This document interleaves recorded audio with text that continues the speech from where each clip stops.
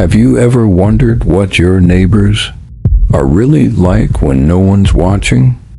We hear their footsteps, their arguments, their midnight habits through thin walls, but we never really know them, do we? Tonight's stories are about the ones who watched, borrowed, whispered, or got just a little too close. Some neighbors who don't want friendship, they want access. Welcome to Tales Atelier. Settle in. Look at your walls a little differently and listen closely. Someone might be listening back.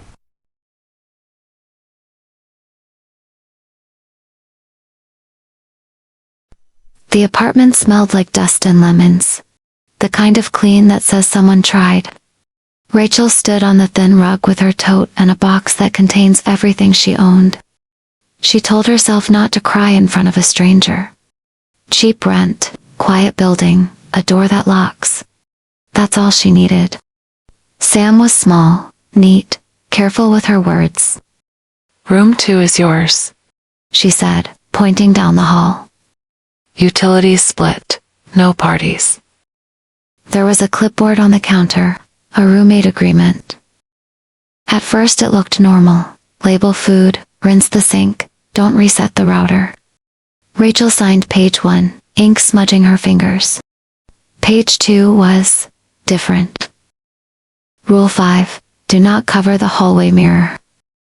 Rule 6, do not leave a glass of water outside your bedroom door. Rule 7, do not acknowledge me in the hallway at night. Rachel blinked. Is this a joke? Sam didn't laugh. Her smile was courteous, empty. "Please sign that you understand." Rachel thought of the deposit already gone, the wait list that vanished Monday, the way the city shook coins from pockets. She signed, the pen scratched like commitment. They unpacked in polite choreography. Sam's bedroom door stayed closed. Rachel placed her mother's mug on the highest shelf, shrine-like.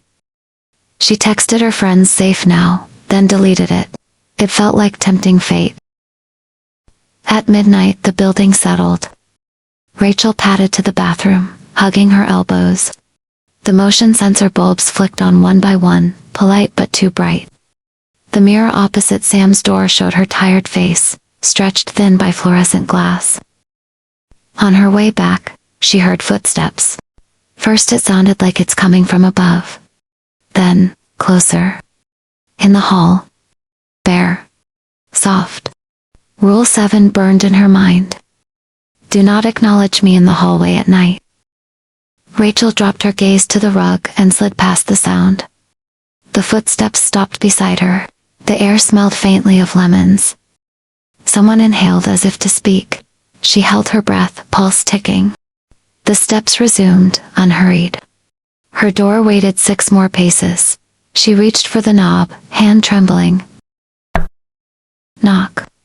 A single knuckle on wood. Not her door, but close enough to feel it through the metal. Knock again, gentler. A whisper hovered too low to be words. Like the start of her name, rehearsed in a mouth unused to it. Her phone lit in her pocket. A text from Sam. "Welcome. Remember Rule 7. 3 dots. Then, If you hear me at night, it isn't me." the knob across the hall turned. And something that sounded exactly like Sam leaned close to Rachel's ear and whispered. "Good night, roommate." Rachel didn't sleep. She lay on the narrow bed, staring at the faint glow under her door, phone in hand. Sam's text burned in her mind. "If you hear me at night, it isn't me." By morning, Sam was in the kitchen, pouring tea. Calm, rested, ordinary. The same woman Rachel signed papers with yesterday. "Do you take sugar?" she asked, like nothing had happened. Rachel searched her face for a crack in the mask. There was nothing. The day blurred into lectures, bookstore lines, and campus chatter. She wanted to tell someone about the rules, about the whisper at her door. Instead, she typed "new places fine" into her group chat, deleted it, typed again, hit send. That evening, the hallway felt longer. The mirror across from Sam's door caught her reflection, warped slightly, as if the glass had a heartbeat. She hurried past, mug in hand. At midnight, thirst dragged her up again. She remembered Rule 6, no glass of water outside your door. She laughed nervously. Who leaves water in hallways anyway? Still her throat ached. She stepped barefoot into the corridor, mug in hand. The motion light flicked on. Halfway to the kitchen, she froze. Sam was standing in front of the mirror. Silent. Still. No sound of a door opening, no footsteps. Sam, Rachel whispered. Her roommate didn't turn, but her reflection did. The face in the mirror tilted its head and smiled. A smile too wide with teeth. Rachel stumbled back, spilling water, her mug shattered. When she looked again, Sam was gone. Only the mirror remained, clean and flat. Her phone buzzed in her palm. Remember, Rule 5, do not cover the mirror. Rachel typed, "Were you just in the hall?" 3 dots appeared. Vanished. No answer. Her pulse thundered as she swept up the glass. She almost knocked on Sam's door, but stopped. Rule 7. Do not acknowledge me in the hallway at night. At 3 a.m., a door handle turned. Not hers, not Sam's, one further down the hall. A door she'd never seen open before. Something stepped out, bare feet padding softly toward her room. And this time, there was no text warning from Sam. Rachel froze in her doorway, breath locked tight, like silence could make her invisible. A handle clicked, a door opened into darkness. The building was quiet and the way a held breath is quiet. Her phone screen glowed in her palm. No message from Sam, no warning. The steps stopped outside her door. The air smelled faintly of lemons and cold metal. A knuckle traced a slow circle against the wood. She imagined a face pressed to the seam, listening for the shape of her fear. "Sam?" she mouthed, too soft to carry. The knob turned a fraction. Stopped. Turned back. Whatever stood there inhaled, puzzled, testing. For a long time, she heard only the radiator exhaling in the walls. By dawn, she gathered the nerve to knock on Sam's door. Sam answered in pajamas, hair mussed, blinking like she'd just woken. Rachel? There was someone in the hall. Not you. Sam's eyes flicked to the mirror. Back to Rachel. Did you speak? No. Did you look up? No. Good. Sam's breath was steady, careful. The rules keep the shape of things, that's all. That's not all, Rachel whispered. Why the water? Why the mirror? Sam tapped the frame. The glass hummed like a finger around a rim. The mirror is a door that forgot how to open. It remembers faces. If you cover it, it looks elsewhere. The water? Her pause chilled Rachel. Some things drink in other ways. Names, warmth, the part of you that answers. Rachel's throat went dry. What happens if I break a rule? You won't, Sam said too quickly. Then added softly. People who can live with the rules get to stay. The day dragged her along. But in the library bathroom mirror, she saw a second Rachel standing slightly behind her, mouth moving on a delay. At dusk, she returned home. Her door was ajar, though she swore she'd locked it. On the floor sat a glass of water she hadn't placed there. The surface trembled in a room with no breeze. Her phone buzzed. Unknown number. Drink before you sleep. Roommate rules are silly. Rachel blocked it. The water rippled harder. She poured it out in the sink, heart pounding. Her phone lit again. Do not open your door if she knocks. I will message you when it's safe. She was about to ask what Sam meant. Then, the first knock came polite. The second, impatient. The third used her name, almost right. She didn't answer. Then a text from Sam. Good. You're learning. Rachel whispered to herself. Learning what exactly? The mirror fogged from the inside. A fingertip scrawled backward. Hello, room 2. Rachel woke heavy with the memory of knocks. Sunlight sliced through blinds. For a moment she almost believed it was exhaustion, a nightmare. But when she opened her door, the hallway smelled faintly of lemons. The mirror gleamed too bright, polished though she'd never touched it. At the baseboard, faint condensation spelled backward. Hello, room 2. She wiped it with her sleeve. The letters reappeared slower, traced from the inside. All day she drifted through classes half awake, doodling spirals in notebook margins. When she returned, Sam stirred soup at the stove. Someone wrote on the mirror, Rachel blurted. Sam set the spoon down. That's not someone. That's what comes through if you pay attention. So you knew, Rachel snapped.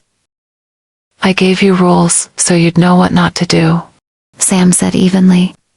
Looking too long is breaking one. Rachel's chest tightened. There were other copies, weren't there? Sam hesitated, then gestured to a drawer. Inside were old roommate agreements. Edges yellowed, margins scrawled with warnings, desperate notes. One underlined phrase in red. Don't answer knocks. Rachel whispered. How many tenants? As many as it takes. Sam said softly. The overhead bulb flickered. The mirror across the hall fogged, despite the cool air. A handprint pressed from the other side, streaking downward like melted silver. Then the knocking began. On the kitchen window, 3 floors above ground. Her phone buzzed. Unknown number. Let me in. Rules don't matter anymore. Sam's eyes hardened. That's not me. That's never me. The knocking continued, patient, polite. Then the window latch clicked open with a metallic sigh. The air turned cold. Rachel's breath fogged. Soup trembled on the stove as if stirred by unseen hands. The mirror brightened like a stage light. Sam gripped Rachel's wrist. Whatever happens, don't answer. The window eased open. In a second Rachel climbed through, smiling, eyes pale. Her voice already forming a greeting. The second Rachel climbed through the window, pale-eyed and grinning like she'd been practicing my fear for weeks. Her shoes made no sound on the floor. She tilted her head, studying me as if I were a reflection she was correcting. Sam shoved me back so hard I stumbled. Don't speak, she hissed. But the copy smiled wider, lips curling like she already knew exactly how my voice would break. She moved closer. Same hair, same scar on my wrist, even the same loose thread on my sleeve. Perfect in every way except for the eyes. They were too pale, too empty, too hungry. Room 2. She whispered, in my voice, but stretched flat. Wrong. My room, my name. My stomach dropped. That's not me, I whispered. The words tasted weak. The copy laughed softly, like I'd told a joke. She already knew the punchline too. Then the mirror fogged, unbidden. Across the hall, the glass warped until another Rachel leaned forward, smiling in sync with the intruder at the window. The copy inside the apartment stepped toward me, while the reflection pressed its hand flat against the glass, lips moving in silence. Open. 2 predators, circling, my throat locked. The knock started next. Gentle, polite, pulsing out of the mirror like a heartbeat. Everywhere I looked was me. My reflection in the glass, my double stepping closer, my own voice whispering from the corner of the hall. I wanted to scream, but Rule 7 burned in my skull. Do not acknowledge me in the hallway at night. My knees trembled. Sam's hand clamped around my arm. Bathroom now, she ordered. it holds best there. She pulled, but I couldn't tear my eyes away from the mirror. We stumbled down the hall. The bulbs flickered one by one, as if counting our steps. Each reflection I passed showed me smiling wrong, tilting my head too slowly, lips moving a fraction out of time.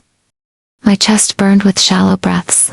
My rules were unraveling like snapped stitches. You signed.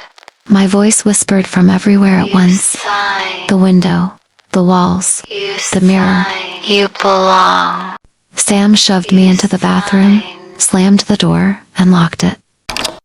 The copy outside laughed my laugh. Except hollow. The mirror over the sink fogged instantly, scrawling shaky letters backward. Hello. My pulse throbbed in my ears. Sam flicked the bathroom light twice, then once, whispering. Pattern holds. Pattern keeps it out. I hugged myself, teeth chattering. The knocking grew louder, now from inside the walls. Sam, I croaked. What happens if... Don't ask. She snapped, too sharp, then softer. If you feed it questions, it answers. Her eyes flicked to the mirror again, steady, unblinking. Outside the door, the copy's footsteps paced, bare and patient. The smell of lemons seeped in. The reflection in the sink tilted its head like the one outside. Both whispered at once. Room 2. I wanted to shut my eyes, but every time I blinked, I saw her face behind my lids. My face smiling, waiting. I pressed my palms to my ears, but still heard her. Whispering promises I didn't understand. Sam's hand landed on my shoulder, grounding, rough. It knows you now, She whispered. but I can still stitch it back. And in that moment, I realized survival wasn't freedom. It was becoming part of the rules. Sam slammed the bathroom door and locked it. The copy's footsteps stopped outside, light as bare skin on tile. I pressed my back to the sink, shaking, while Sam flicked the bathroom light twice, then once. The bulbs buzzed, flaring too bright. She pulled a lemon wedge wrapped in cloth from her pocket, then a loop of red thread. Say it. She demanded. Say your room number. Say what is yours. My throat was raw. Room 2, I whispered. My room, my breath, my name. The copy outside the door laughed, in my own voice. Not anymore. The mirror over the sink fogged instantly, dripping condensation. Letters formed backward, as if scraped with a finger. Open. Sam tied the red thread around my wrist, the knot tight, digging into skin. Hold it. She said. Stitch it shut. I pressed my palm to the glass. It was ice cold, humming like a pulse. The mirror copy pressed back, smiling, lips shaping the word open. Behind me, the window copy leaned close, her breath sour sweet, whispering my name almost right. You don't belong, I choked. Not yours, not me. The mirror throbbed. My reflection faltered, blurred, then split. One face screaming, the other smiling. The sound built like pressure in my ears. The mirror rattled, shaking the frame. The window copy slammed her fist against the door. My own voice shouting. Let me in. The sink mirror bulged outward, almost liquid. The face inside it mouthed every secret I'd ever whispered into the dark. Sam shoved the lemon wedge against the frame, chanting low. I pressed harder, skin burning. Room 2, my room, my name. The mirror copy screamed silently, face collapsing inward like wet paper. The window copy let out a shriek that rattled pipes and vanished into smoke. The glass snapped flat, the air stilled, my knees buckled. Sam sealed the red thread across the bracket, whispering. Bound. For now. Her hands trembled as she tied the knot. You'll survive. She said, voice shaking. It's over. I wanted to believe her. I wanted so badly to believe. We sat on the cold floor for what felt like hours, my ears ringing. Sam explained the rules again, her voice patient, practiced. No water left outside, no covering the mirror, no acknowledging her in the hallway. I nodded at each one, memorizing them. The price of survival, the cost of staying. Later, I wrote the listing. Cheap rent, quiet building. The words blurred on the screen, my fingers cramped, but I kept typing. The mirror in the hall reflected me calm, steady, alive. Sam passed behind me with soup, silent, watchful. For a moment, it almost felt normal, like I could start over. But then I smiled, and my reflection blinked, just slightly out of sync, a fraction late, a fraction wrong. Behind the glass, the real Rachel pounded her fists, mouth open in a scream I couldn't hear. I leaned closer, smiling with teeth too sharp. Her voice was trapped, mine was free. And I'm the one writing this now.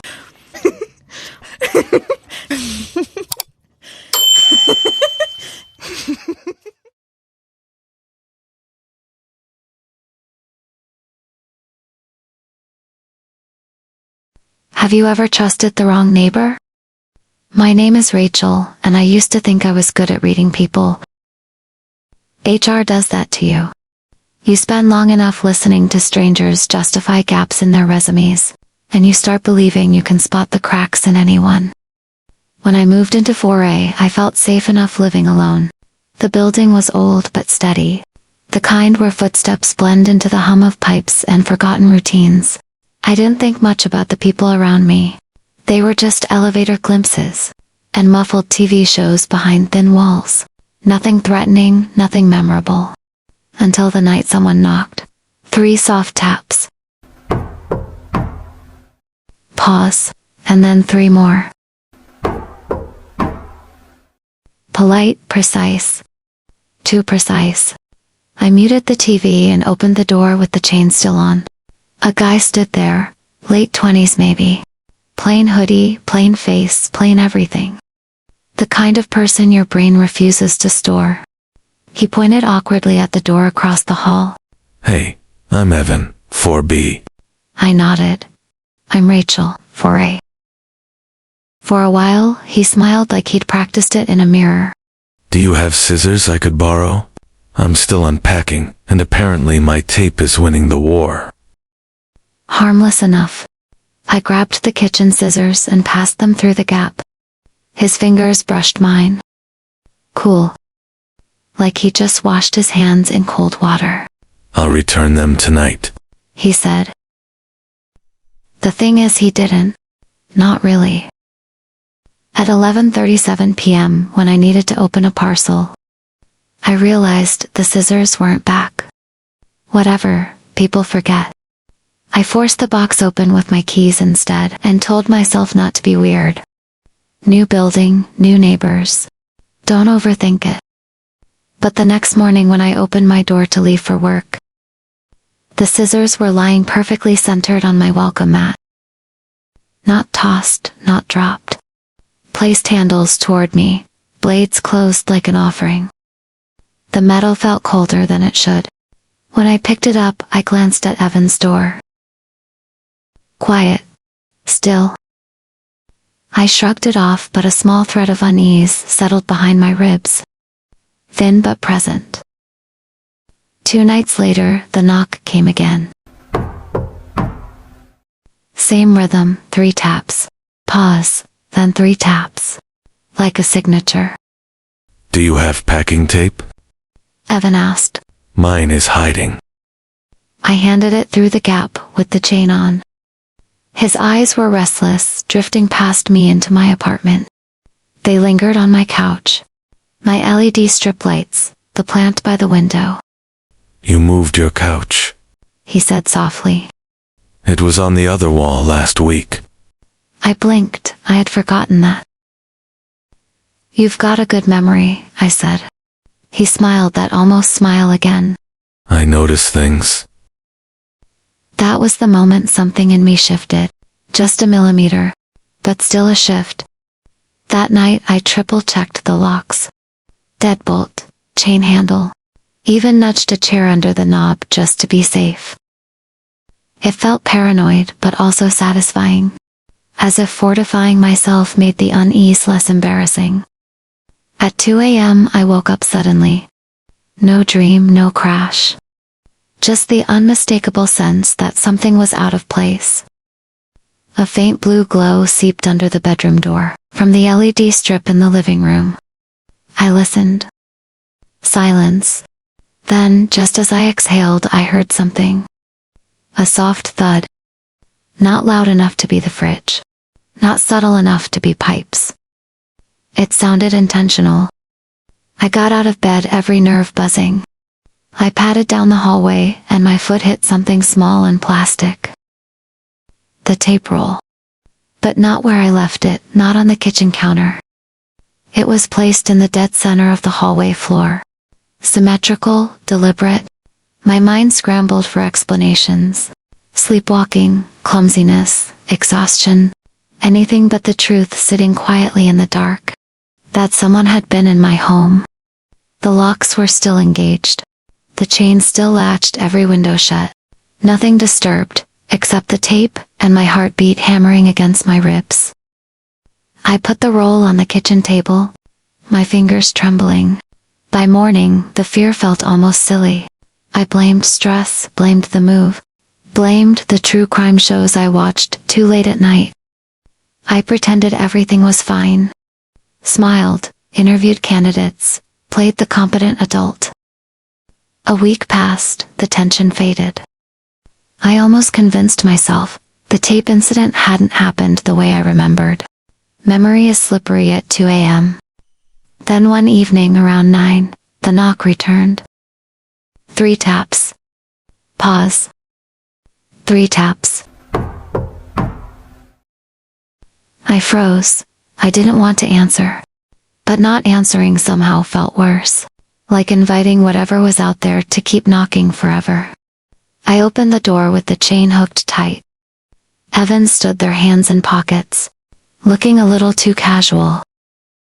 Hey Rachel, I'm wondering if you have AA batteries. He asked. My remote died. They sell them downstairs, I said carefully. They're out. He replied. Besides, you usually get home around 9. My stomach tightened. You keep track. I just notice patterns. His eyes flicked past my shoulder again, studying the inside of my apartment as if taking inventory. People leave pieces of themselves everywhere. The sentence hung between us like cold air. I handed him the batteries through the gap. Our fingers didn't touch this time. I made sure of it. That night I reinforced the locks again. Every click felt like an apology to myself for not trusting my instincts sooner. I climbed into bed with my phone in hand, scrolling until my eyelids grew heavy, and eventually I drifted off. And at 3 a.m. something woke me. A sound, soft, careful. A muted tap of weight meeting floorboards, then another one. Not random, not household. Someone moving with intent. I held my breath. The blue glow under the door flickered faintly as shadows shifted beyond it. My heart stuttered into panic. Then I heard it. Footsteps. Slow, deliberate. Spaced by the creak of old wood. Moving from the living room toward the hallway. Toward my bedroom door. Every hair on my arms lifted. My mouth went dry. I didn't move. Couldn't move as the steps drew closer. Each one a quiet confirmation of my worst fear. Someone was in here. And the soft, measured cadence of those footsteps didn't belong to a stranger. They belonged to someone who already knew the layout. Someone who had been here before. Someone who borrowed things and returned them in the dark. People romanticize bravery. They think fear flips into action like a switch. In reality, I lay frozen in bed. every muscle locked, listening to those footsteps inch closer. The shadows beneath my bedroom door shifted slightly, as if whoever was out there paused, to watch, to listen. I forced myself to breathe silently through my nose, terrified even the rise of my chest could give me away. And then, nothing. A long suffocating stillness, the kind that makes you question your senses. When I finally worked up the nerve to move, the hallway was silent again. No footsteps, no door closing. Whoever had been there either left without a sound, or never left at all. I didn't sleep again. By morning, exhaustion clung to me like humidity. I paced my apartment, checking every lock, every drawer, every shadow. Nothing was out of place except my nerves. Around noon, after convincing myself I was spiraling, I opened my door to leave for work, and nearly bumped straight into Evan. He stood inches away, like he'd been about to knock. Oh, hey Rachel. I didn't expect you so early. My throat tightened. And what were you expecting? He blinked too slowly. You usually open your door at 8:40. It's 8:22. I felt the air drain from my lungs. Noticing patterns was one thing. Memorizing timestamps was another. I brushed past him with a fake smile, but every step down the hall made my skin crawl. The whole day my brain replayed the footsteps. The shadow, the tape roll. Every borrowed item returned in perfect silence. When I got home, I did something stupid. I knocked on Evan's door. If I didn't confront him now, I knew I'd spiral. He answered immediately, as if he'd been standing behind it. "Hey," I said, "we need to talk." He welcomed me in with an eager, unsettling warmth. His apartment looked almost identical to mine.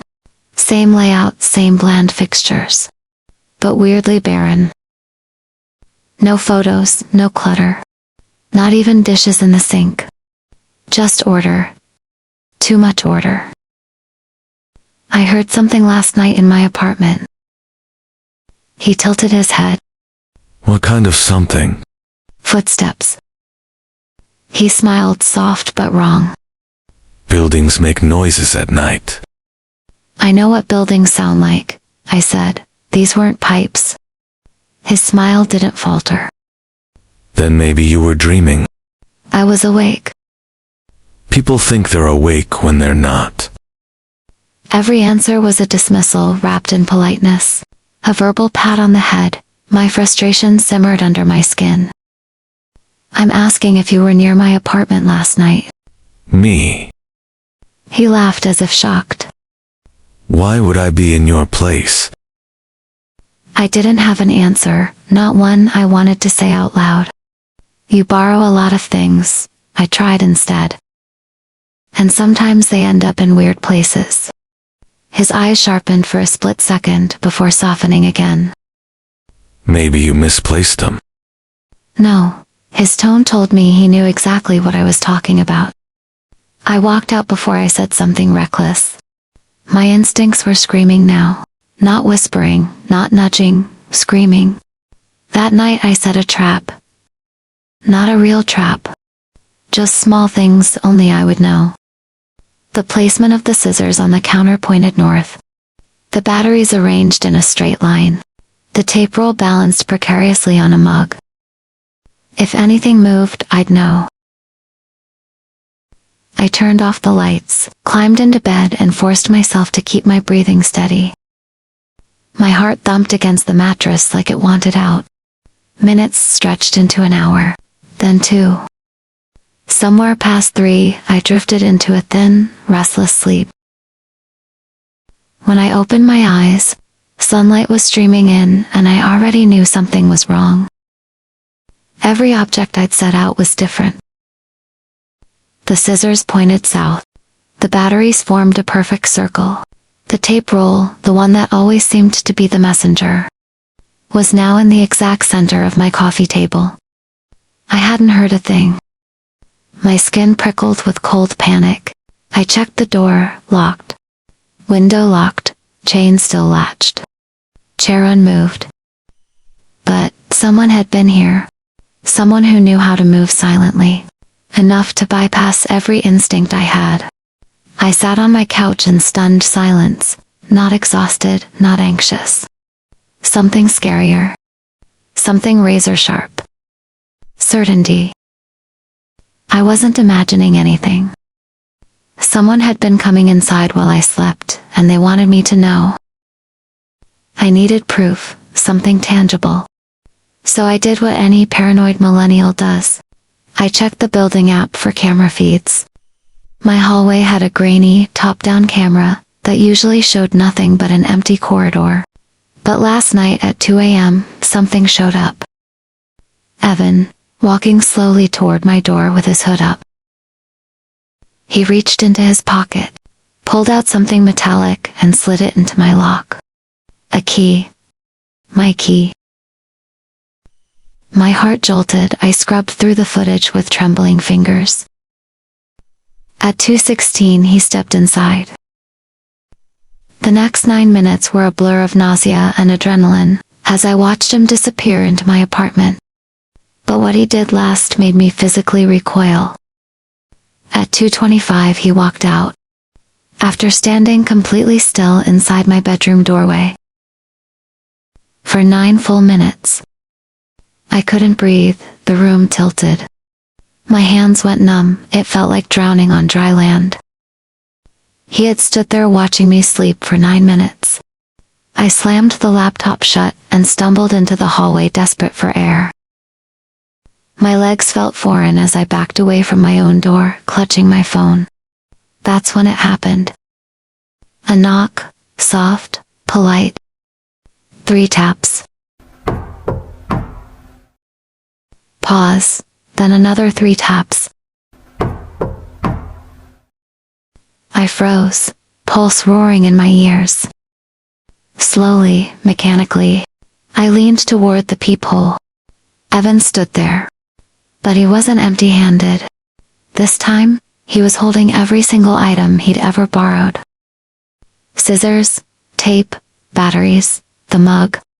In a precise circular arrangement in his arms. Like an offering, like a ritual. His expression was serene, expectant, patient. Rachel, He whispered through the door, voice calm. I want to return these properly. My spine turned to ice. Leave them there. You're not seeing the full picture. I've been helping. Helping. The word curdled in my stomach. You shouldn't be in my apartment, I said, voice shaking. You shouldn't leave things scattered. He murmured. It's messy. You feel better when things are arranged. My breath hitched. Stop. I only take what you leave out. And when you're sleeping, you leave everything out. I stepped back from the door hard. Go away, leave me alone. He chuckled softly. Rachel, you don't understand. You keep dropping pieces. I'm just putting them where they belong. Pieces like I was a puzzle. The items in his arms shifted as he adjusted his grip. The tape roll resting perfectly in the center of the circle. I just need one more thing. One last piece. Something scraped softly, metal against metal. I looked down. The doorknob was turning slowly. Deliberately. Then the unmistakable sound of a key sliding into the lock. My lock. Panic snapped me into motion. I shoved my weight against the door, engaging every lock in seconds. The chain rattled violently as he tried again. Rachel, he said, almost tender. It's okay. I have everything ready. I backed away, trembling so hard, my teeth clicked. Because there was no misunderstanding left. Evan didn't want to borrow anything anymore. He wanted to collect me. How do you escape someone who's trying to keep you? For a second, I did what I'd been doing all along. I froze. The doorknob turned again. The chain jangled as the key fought the lock. and my body wanted to shut down, to pretend none of this was real. Then something sharp cut through the panic. If I stayed here, I was letting him in. I shoved my weight harder against the door and fumbled for my phone. With shaking hands, my fingers barely registered the screen as I dialed emergency services. The operator's voice crackled into my ear, a little too calm for what was happening. "There is a man trying to get into my apartment," I whispered. "He has a key. He's my neighbor. He's been inside before." Behind the door, Evan laughed softly. You're overreacting, Rachel. I'm just returning your things. "Stay on the line with me," the operator said. "Units are on the way. Can you secure yourself in another room?" The chain strained again. Metal scraped metal. Evan's voice lowered, almost coaxing. It's just me. You know me. You let me borrow things. This is the same. "No," I said, loud enough for him to hear. "It's not. The police are coming." As if on cue, the chain's wall bracket groaned. In this old building, nothing was meant to withstand pressure for long. I pictured the screws slowly dragging out of soft drywall, like teeth loosened from a jaw. "I need another exit," I breathed. My eyes snapped to the bedroom. The window, the narrow fire escape outside. I'd always thought of it as a postcard detail, not a lifeline. "Rachel," the operator asked, "are you still there?" "Yeah," I said. "I'm leaving." I backed away from the door, every step a countdown. Evan must have felt the pressure change, because he called out, sharper now. Where are you going? I didn't answer. I sprinted down the short hall, slammed my bedroom door, and shoved my dresser in front of it. The wood shrieked across the floor. From the front, the chain rattled harder. You don't have to make this difficult, he said, voice muffled through two doors and cheap wood. Everything's ready. I made space. I tried not to think about what that meant. Hand shaking, I yanked up the sticky bedroom window. Cold night air rushed in, smelling like rain and car exhaust. The fire escape waited just beyond. Rusted railing, narrow ladder, city yawning below. "I'm on the fire escape," I whispered to the operator. "Fourth floor, he has my key. Please, tell them to hurry." "I've updated the call," they said. "Do not go back inside for any reason." I swung one leg over the sill, then the other, scraping my shin on the metal. The fire escape felt narrower than it ever had from the safety of my imagination. The drop to the alley made my stomach lurch. Behind me, wood splintered. Evan must have given up on being gentle. I started down the ladder, each rung a clinging announcement. Rachel is here. Rachel is leaving. My hand slid on cold metal, palms burning. Halfway down, I made the mistake of looking up. My bedroom light snapped on. Evan stepped to the open window and leaned out. Framed by my own curtains, his face was strangely relaxed. Like this was all unfolding, exactly how he'd planned. In his hand, something small and metallic glinted. My spare key. The one I'd told myself I'd simply lost weeks ago. Rachel. He called softly, like a parent coaxing a child from hiding. You don't have to run. I already arranged everything for you. You're making it messy again. "Stay away from me," I shouted, voice cracking. He rested his forearms on the sill, watching me descend. You think those people down there will help you? They don't even know you. I know you. I know your schedule, your patterns, where you leave your things, where you leave yourself. The phrasing made my skin crawl. "Police are en route," the operator reminded me in my ear. "Can you get to the ground safely?" "I think so," I said. "He's at my window. He's watching." "Keep moving," they said. I climbed faster, every creak of metal echoing through the alley. A dog barked somewhere. A car alarm chirped as someone locked their vehicle. The world felt ignorant and normal and 1,000 miles away from the nightmare peeling open above me. By the time my feet hit the alley ground, my legs were jelly. I stumbled back, craning my neck. Evan was still at my window, but now he was smiling, not even pretending anymore. You're not going to like what they find. He said, his voice floated down eerily calm. They never arrange things the way I do. Headlights swung into the alley, harsh and sudden. A patrol car screeched to a stop. Two officers stepping out with that mixture of boredom and caution they must carry to every call. That's him, I gasped, pointing up. He has my key. He's been in my apartment while I sleep. He watched me. My words tangled in panic. But between the footage, the 911 recording, my shaking hands, it was enough to make them look up. One officer went inside toward the front entrance. The other stayed with me, asking clipped questions, while my brain sputtered. Everything blurred after that. They took my phone to review the hallway footage.